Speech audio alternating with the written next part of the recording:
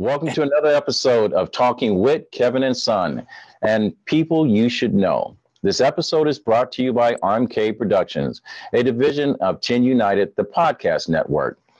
Through the power of story, our mission is to uplift through the power of our voice, inspire and share experience and perspectives using the framework of teaching and learning. Our purpose is hope, H-O-P-E, helping other people every day. This episode is not a planned recording. It's more of an impromptu. I wrote a book last year called Indispensable Games of X's and O's. How I learned everything about life. I learned playing high school football. Now for my listeners, I'm going to have to ask you to be patient with me because I need to kind of set up the way this story is going to go. I have a special guest to me. That's someone personal to my heart, my high school football coach, Mr. Joe Russo from Dayton, Ohio. But before I formally introduce him and we share our stories, I want to tell you where my story began. I was in the third grade. I could have been about 8, 9 years old. I don't remember which one. And when we started, my birthday's in December. I left the house like any other 8-year-old.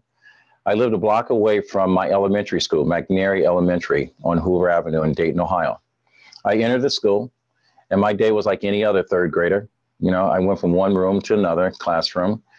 I either was paying attention or cutting up. Chances are I was cutting up. I liked the attention. I came home that after school, and I would safely say between 2:15, 3:30, put the key in the lock, opened the door at 559 Cedarhurst, and my life changed. As I entered the house, the couch on the right was empty. As I walked through the kitchen was empty. My mother had conveniently moved from Dayton, Ohio to Beverly Hills 90210, and somehow she left in charge my father, which systematically figured out a way not to meet his obligations of his mortgage. And he soon relocated me and my brothers and sisters, Dwight, Dwayne, Daria, Rhonda, Tammy, and Mac, to 710 Shoup Avenue in Dayton, Ohio, his childhood home, my grandparents. My grandparents had a very strong religious background. If you know anyone that grew up Baptist, you know how we were raised. So at home, I did everything right. When I left the home, I compromised everything that I was being taught. I had a good friend by the name of Paul Moore, great guy. We called him Paul Bully Moore. We had a friend that had been attacked and robbed of his paper route. Back then, in my day, how we got our news, it was delivered by some little kid, and this was his side hustle. He rolled by your house, and he tossed a roll of paper with a rubber band to your porch, and hopefully it landed. And in the event that it did, you were lucky enough in order to read the daily news and didn't have to get leaves, snow, or anything off of it. Well, the young man that decided to separate him from his earnings, we found and we decided to give what at that time was street justice, an eye for an eye, tooth for a tooth. Wasn't like it is today that you take your life in your own hands. By the end of the summer, Vanessa Birdsong had a house party celebrating the transition from going to middle school to high school. Little did I know, by sitting in the basement waiting for a slow jam to come up, that the 4 individuals coming down the stairs, one of them I had a history with, the other 3 I had none. But soon I would be acquainted with all 4. Chest to chest we stood. He looked up at me. I looked down at him. He pushed me. I pushed him back. Vanessa Birdsong stepped right in the middle, said, "Not my mama's house. You got to take this outside." This was the young man that Paul Moore and I had defended and reclaimed the financial investment that they had taken from our neighbor. And we just figured 2 against 4, it was a fair fight. Unbeknownst to them, when we took off our jackets, they pulled out guns. At that time, Paul Moore and I both retreated to the closest place to hide, which was Westwood Swimming Hole, someplace that we enjoyed during the summer. I fantasize all the time during the summer about having a glimpse into one of the rooms, the girls' locker room, and I felt myself today face down in what I was hoping was water, and not someone's DNA. And I listened to the snap, crackle, pop as the cinder blocks around me shattered in shards. Knowing that soon they would cross the same obstacle, the fence on the east side of the fence, Paul and I hurdled over the west side of the fence. I learned two things that night. One, I had world-class speed. And the other, I asked God if I got home without any bullet holes in my body, that I was going to change my life. Fast forward to my freshman year at Roosevelt High School, the Mighty Teddies. Same jacket I wore. I have the letter that the man that I speak to. And I honestly was trying to make sure that I didn't get emotional doing this, because this takes me back. So please bear with me, listeners, because when you give thanks to the man that molded your life, it is hard not to become emotional. But I remember when we walked into the gym room, girls on one side of the bleacher, the boys on the other. Coach Russo was my first introduction to Coach Russo. He read off the roll, and with a very thick Italian accent, called out my name amongst the other young men. And at the end of it, he asked how many young men were going out for freshman football. I look back at it now and I laugh, because every boy raised up their hand, and Coach Russo had this look in his eyes, and my hands were still sitting on my lap. Coach Russo looked at me. My attention was drawn to a young lady by the name of Pam Jones.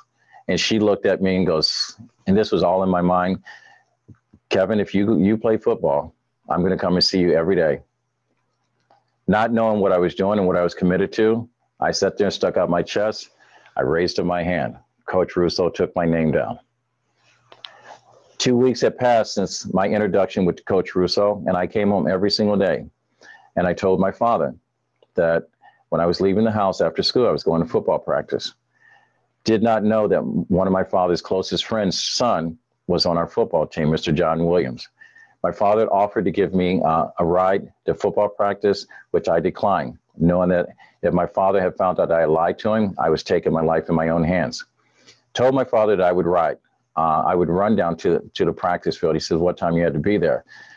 Not knowing the time football practice, and I looked at the clock and I said, I got 30 minutes to get there. And my father said, I'll give you a ride. I said, no, Dad, I can run. He goes, it's 5 miles away. He says, you can run 5 miles in 30 minutes. And I had not put two and two together. This lie kept getting bigger and bigger. So my father opened the door to his Chevy Impala. And on the passenger side was John Williams' father. Not knowing what the outcome of the day's event was going to be, just before we pulled up the Grace A. Green football field, I saw the only familiar face down in the pit, because Grace A. Green, our football field, was downhill on the football field. So before the car came to a stop, I rode down, jumped out the car, ran down to the field, and I walked to Coach Russo, and I said, please, Mr. Russo, I told my father that I was on the football team. I said he would kill me if he found out I had lied to him. And this is to my memory. I don't think Coach Russo even knows this part of the story outside of reading the book. He looked at me, and he looked up at my father, and to this very day, in my mind, I think both of them had a conversation, because Coach Russo turned to me and says, go over there and line up with the other boys. And that was the beginning of my football career. So for those of you that are listening, 1.6 million kids every single day are coached by some coach, someone's son that decided to give back, someone's son that decided to sacrifice time away from his family to give something back to someone else's child.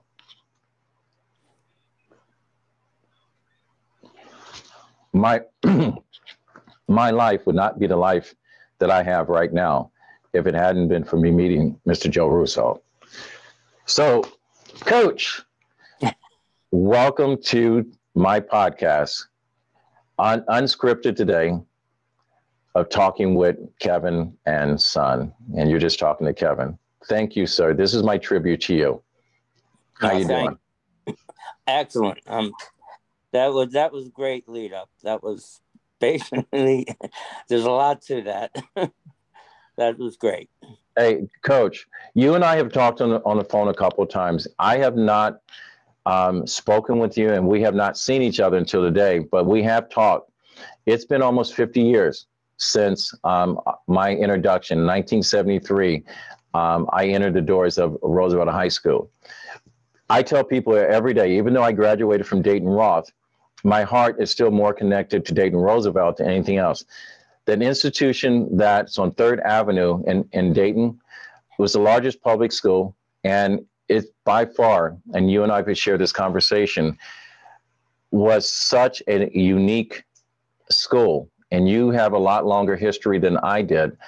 Tell us about how you came to be coach, teacher, mentor, leader, father of such a great institution. I was lucky. That's number one. Okay. I was hired a week after school started. And I was at my mom's home in New Jersey when the human relations gentleman called up and said he needed a physical education teacher. In my house, my mom was the only one who answered the phone. And she said, certainly, he'll be there. What day, what time? And school had started before Labor Day, about a week before Labor Day. And I got this call, or she got the call on Friday. And he told her Tuesday, 8 o'clock. He'll be there. I was in the other room. I was saying, who's she talking to? What's she doing? She came in and said, I just got you a job. And I said, where, what?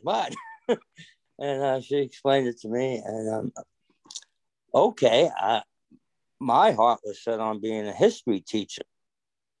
But my mom accepted the job, and I was going to be a phys ed teacher. Fine. Because that's how I did my student teaching in history over at Dunbar High School. Anyway, Coach Montgomery was new at the school. Coach Clark was new at the school. There were quite a few changes happening at that time with the faculty. They had a court order to have a 70-30% black-white ratio. At Roosevelt, they had to have 30% white teachers. And the person who had preceded me didn't stay but a week and decided this wasn't for him and left. And that's how I got the opportunity. But I was, at the time, didn't realize that I was surrounded by people much, much greater than me, just like you felt when you came there.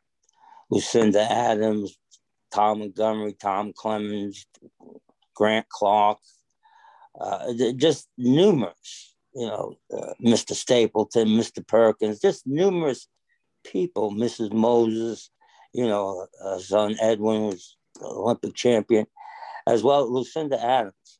She was an Olympic champion, ran with Wilma Rudolph.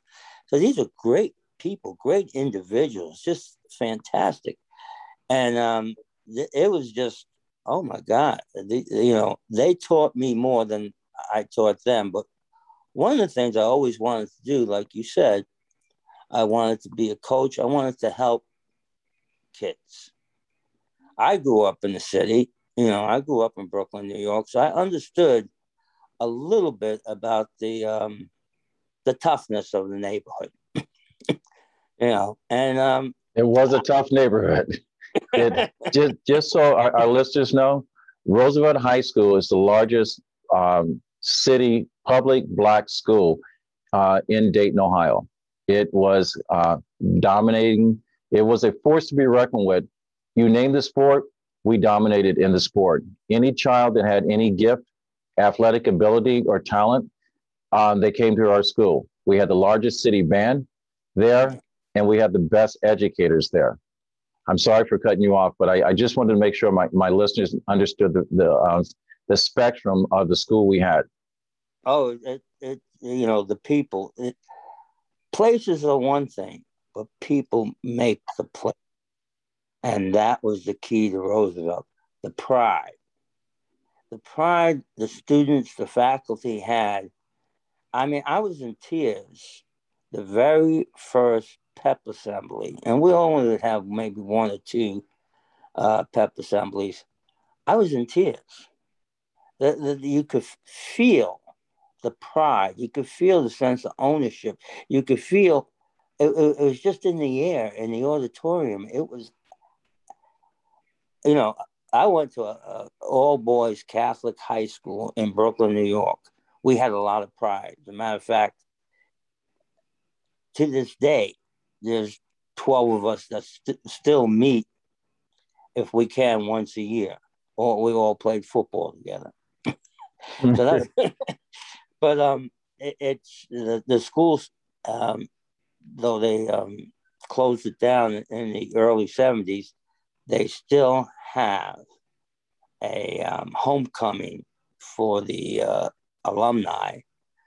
And the school's been closed almost 50 years. 400 or 500 of us still attended. Yeah, I just got a letter the other day. And October the 7th is the next basic alumni dinner. But as much pride as we had at that school, Roosevelt was 10 times more. Roosevelt was I've never been to another place where the students and the faculty and everyone was just so dedicated to one another. Make certain that you get the point across that we are here for you, but you are here to work. Yes, and we did work. I remember when I walked through those mammoth doors in the center, and the first thing they said, "Do not step on the seal." And for some reason, there was always one student that was always guarding that seal. You remember that? It was unbelievable how that seal was avoided. And Mrs. Mobley would sit right there, if you remember. Yep. And she would call, "Be careful now." Yep. What a great, there you go. She was just I guess what we would call today a paraprofessional. But she was a graduate of Roosevelt also. And she had as much pride as anyone did. It's a great lady. Her son Rufus was there at the time, if you remember him. And yep. It's just like family. It was family. I have never, ever, on any level of my sports career, ever experienced anything like that. But I do have to ask a question. I remember, and maybe my memory and your memory is not quite in line. I think when I put on a uniform, I was 135 pounds. I'm still trying to figure out of all the positions I could have played, you put me at nose guard in the center of the field with all the big kids. Do you remember that? No. I was nice to you, though. No, I knew you were quick. Quickness was size wasn't a big deal at nose guard. In college, I played with a kid who was 188 pounds, who played nose for us at the University of Dayton. And believe me, he was so quick. He was by the center before the center snapped the ball.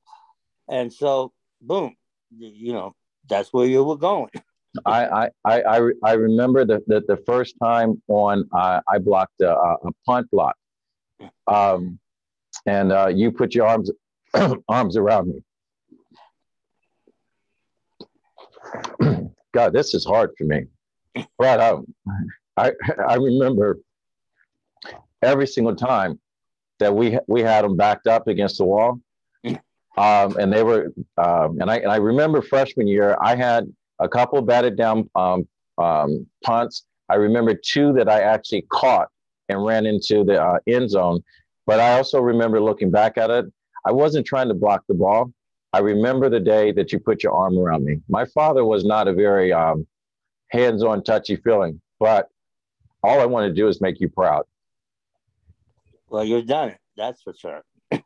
Yeah. You're one of the many, thank God, that we got to, and you've been successful. And I don't mean economically, I mean as a person. And you're giving back to the community. And I think that's the key for all of us, especially now, to make certain that we reach across with one another and understand that we're here to help one another, not hurt one another. Yep. This, I've always said, and I said this to a good friend a couple of days ago when he was talking about that, how much he wanted to give to kids. And he said he wasn't in a position where, he had a great amount of wealth in order to draw people to see him.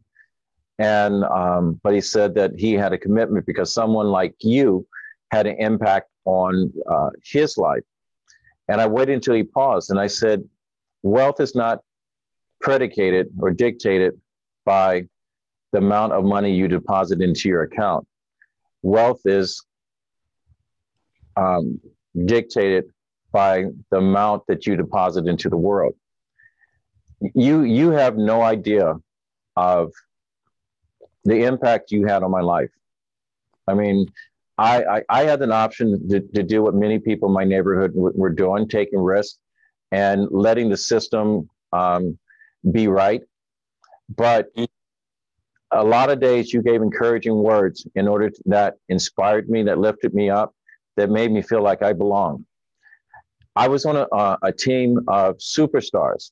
And I remember the first conversation I had with you, and I kept looking over at the varsity squad. At that time, the only varsity player that we had at that time was Larry Lee as a freshman. Larry Lee happened to, go on to have a career in the pros. And I remember Marshall Parks divided playing on the reserves to the varsity team. And I kept saying, what do I have to do, to make that team? You kept telling me that, a lot of freshmen don't make that team. And every single day of practice, I kind of looked over because they had the nice practice jerseys. We kind of had the hand-me-downs like little step kids. But, there was something unique because even that we were freshmen, we were all one team. When the teams got together, it wasn't the varsity team, the reserve team, or the freshman team. The same message that was given to one was given to all. You were part of that. The coaches weren't coaching for financial gain or to advance their career.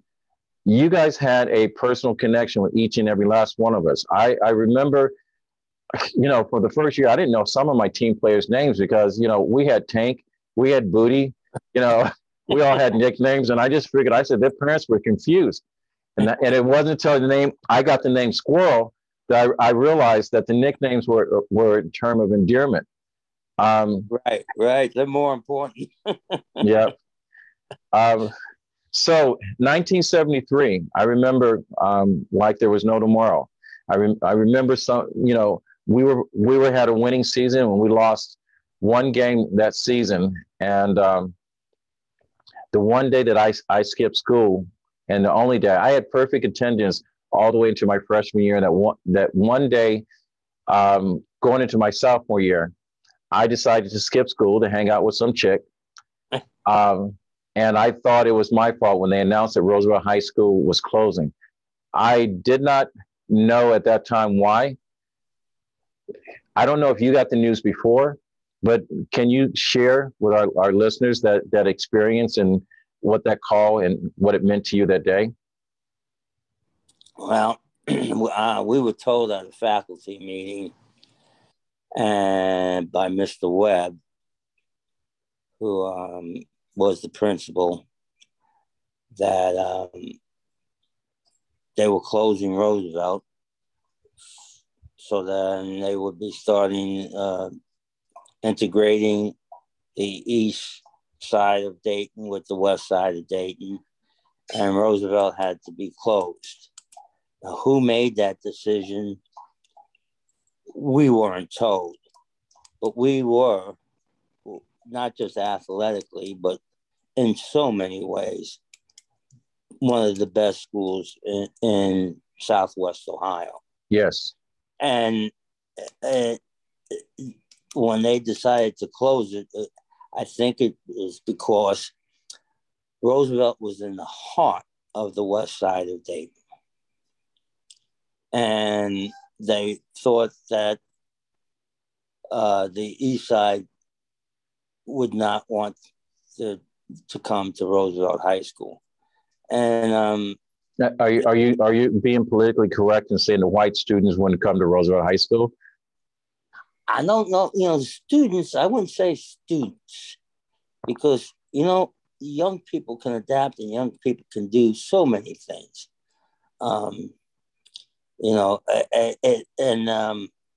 Whether, you want to say their parents or the thought process or whatever, but, basically the white people, that someone thought they would not attend Roosevelt High School.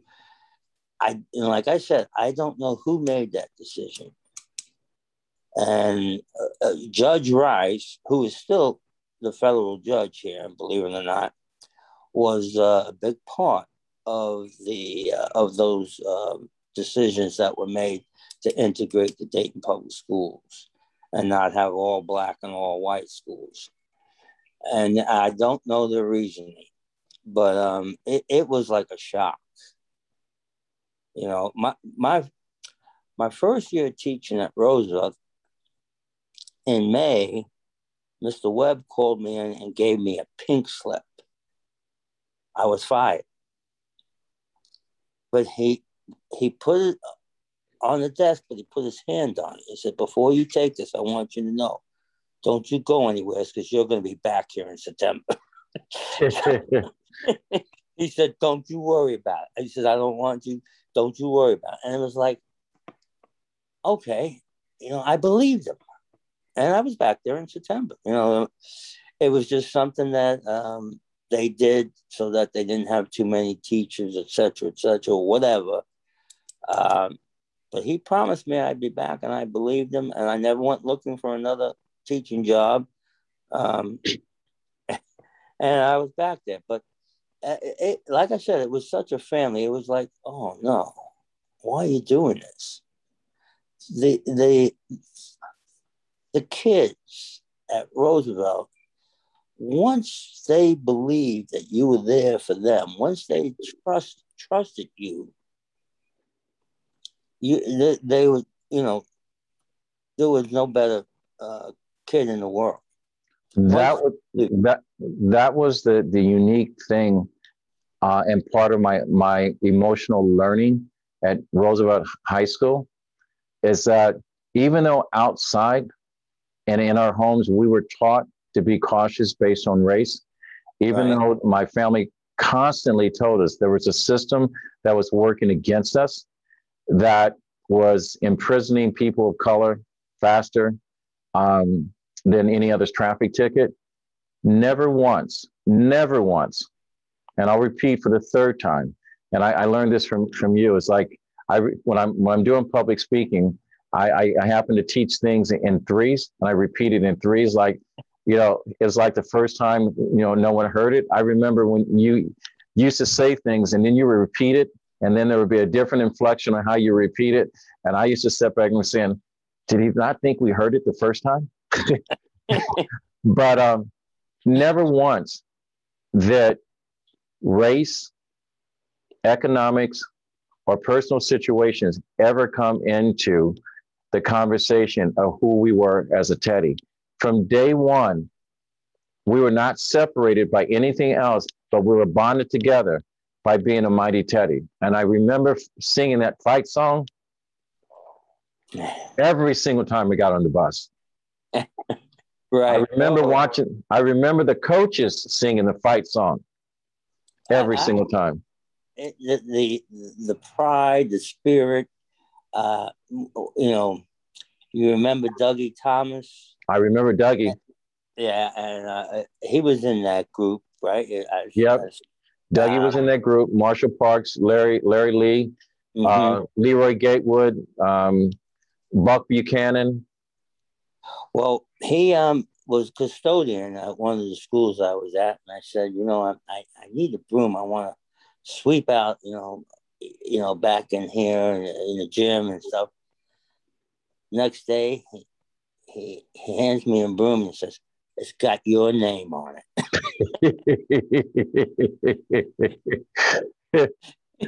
I was like, I mean, that's the type. You know, some people say, "Okay, here's your broom." No, it's got your name on. It's that's that personal thing that you can't make up. You know, that's how we were to one another.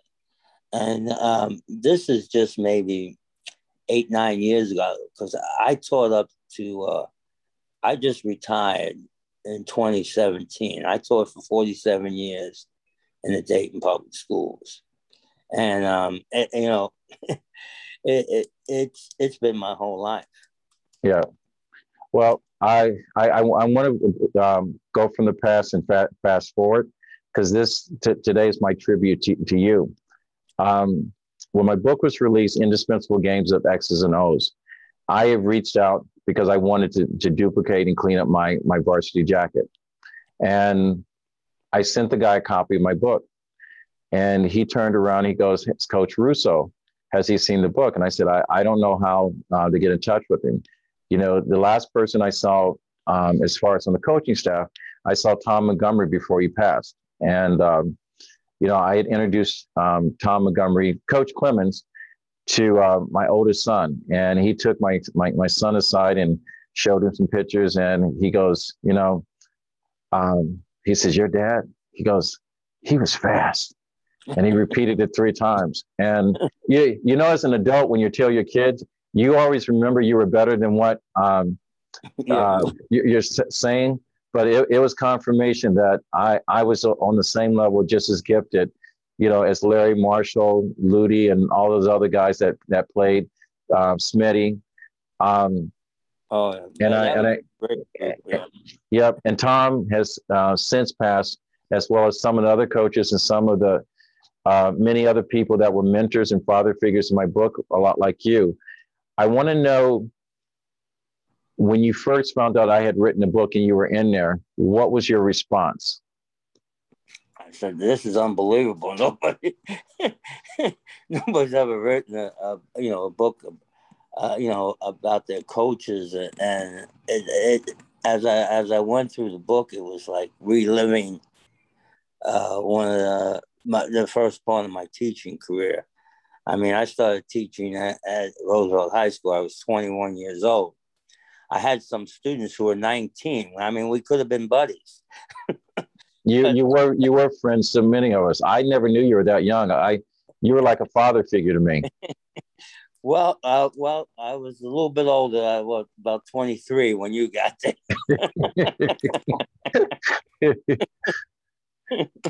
But it's Lou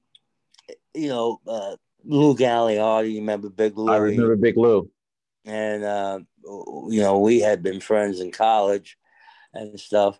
And it was he was from New York also. It was just we had so much in common that we didn't realize it. And I don't think people understand that today. We have more in common than we do, with every person in America.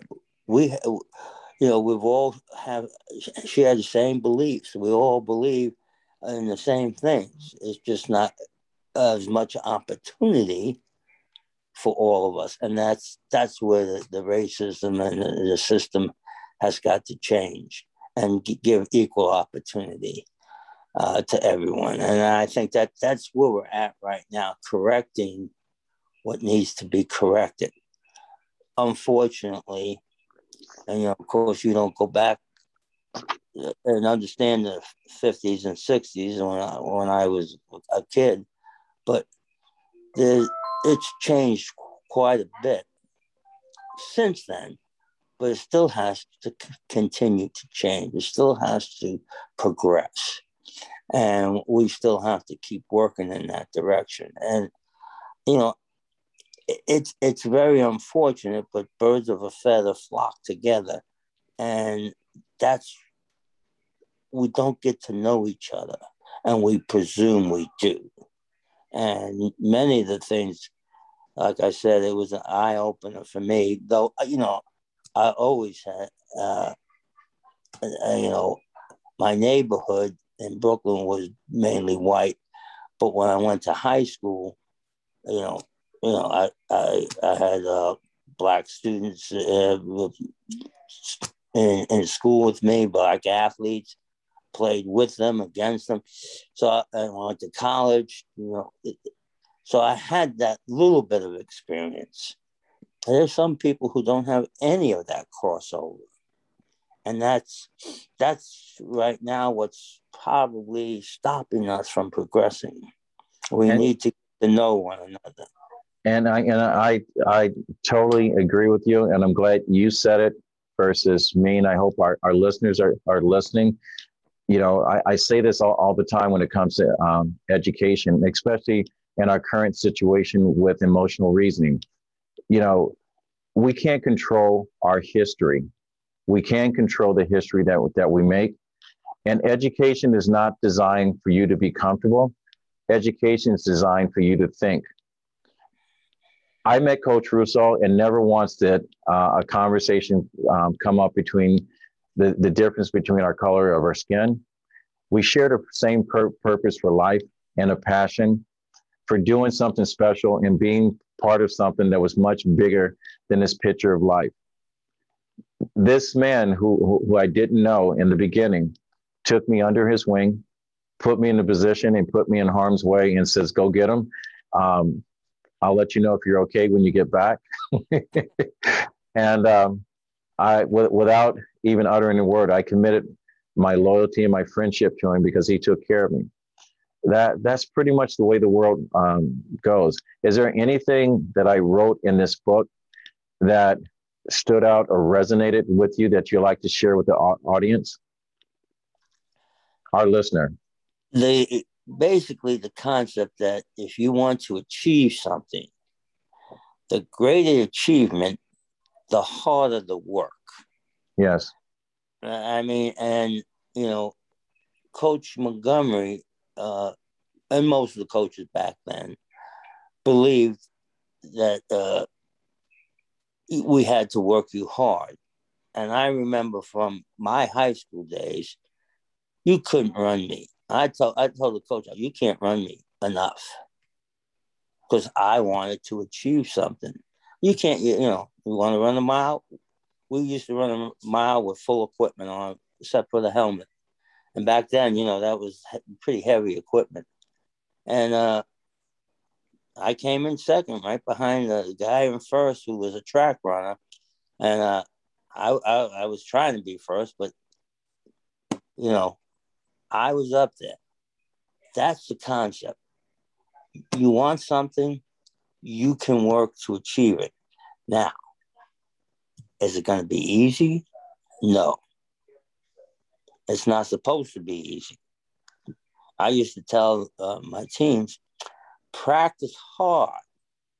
Practice even harder, so the games are easy.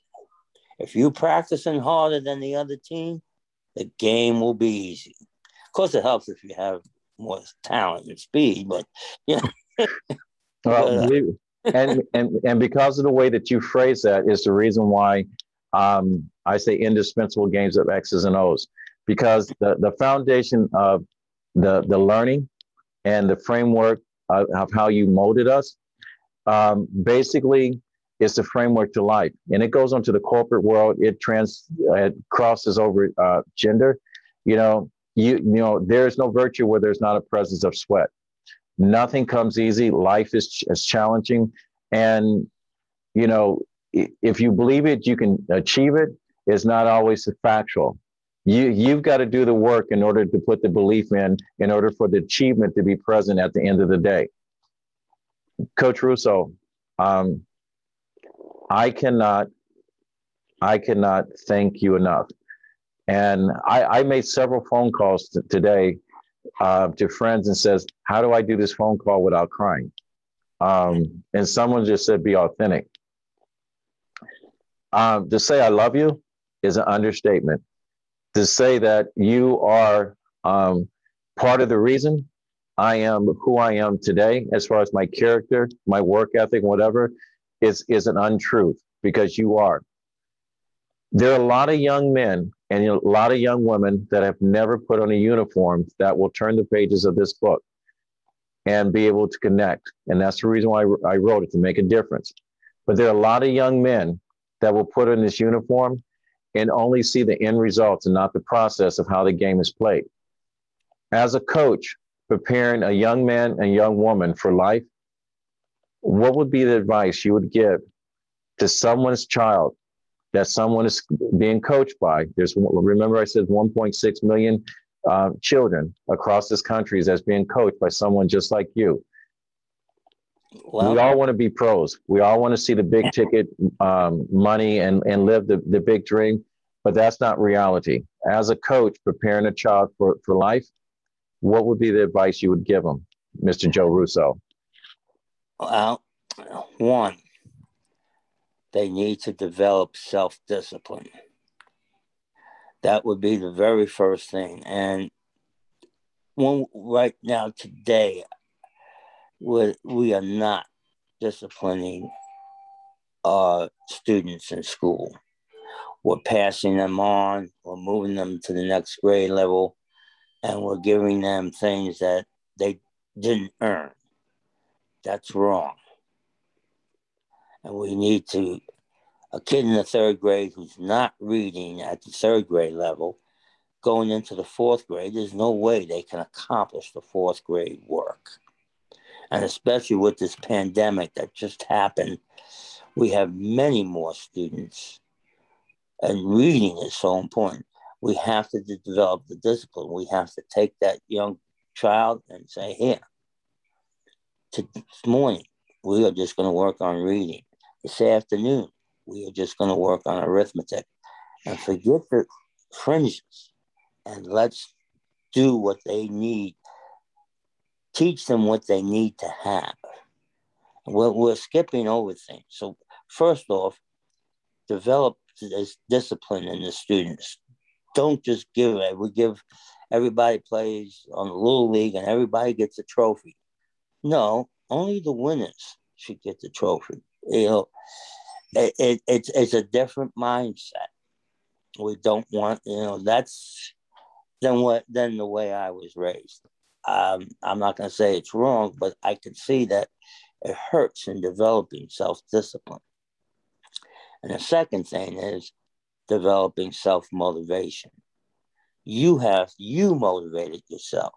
You made the decision to do things. You made the decisions to achieve. He does it, I can do it. That's my thought process also. If he can do it, I know I can do it. He does it a lot easier than mine because he's 6'3" or whatever. But even though I'm 5'7", I can still do it. That's the mind. That's the motivation. That's the mindset. And so when you talk about, football more than X's and O's, football gives you that discipline. Sports gives you that discipline. Reading gives you that discipline. Achievement. Once you achieve something, I can do more than this.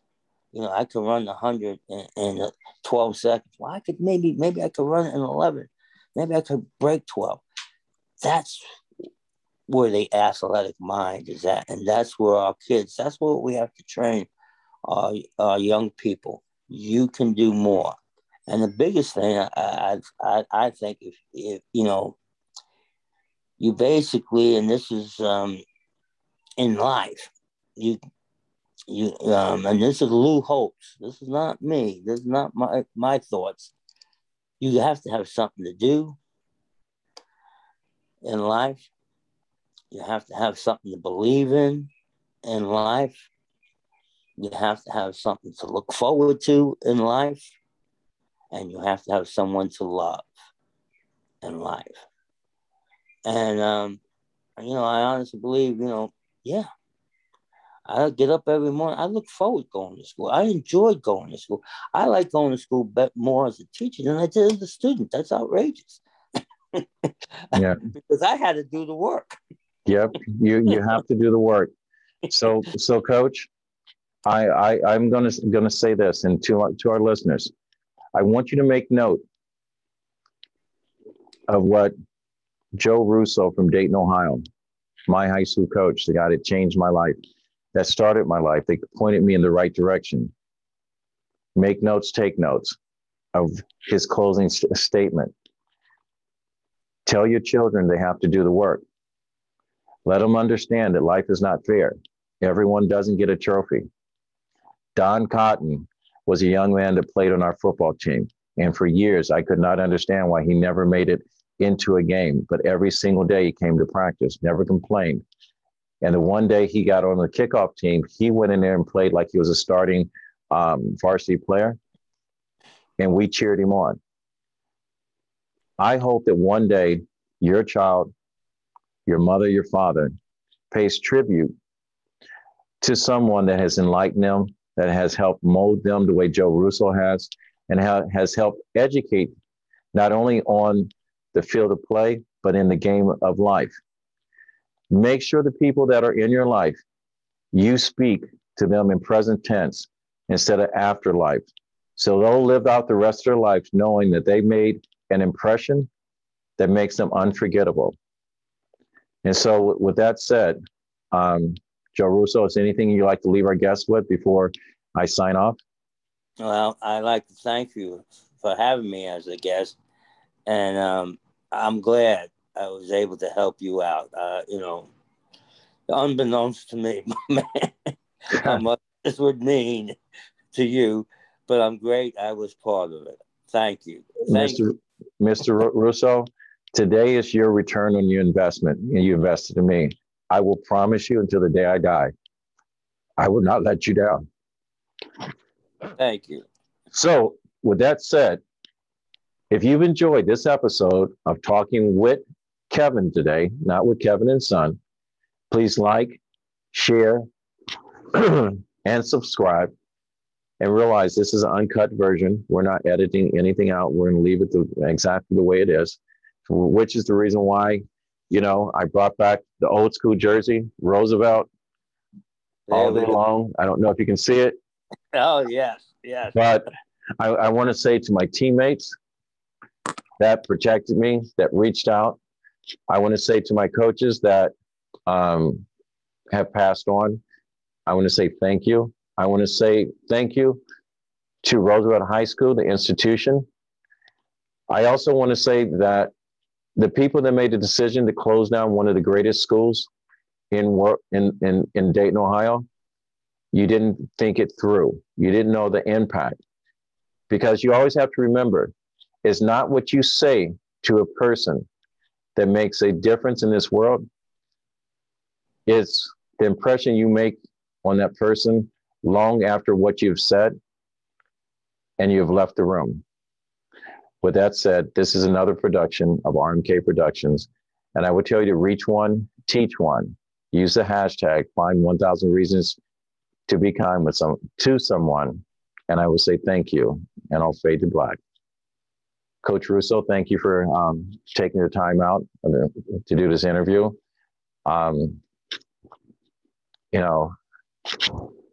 Like I said, I know a lot of times when people have impacted people's lives, we normally say this when we're standing over a box. I wanted to make sure that you can have something to share with your grandkids, with our teammates, our fellow coaches, to let you know at least one person, from day one, you changed that person's life. And I still believe that you and my dad had something going on. I can't tell. I know, but you have my number. Feel free to call me anytime. If I need to come down and talk to any student your life or that's in your life, your grandkids, whatever, I will come down, and it's on me. All right. Thank you. Thank you, Coach. Take care of yourself. All right. Have a nice day. Bye.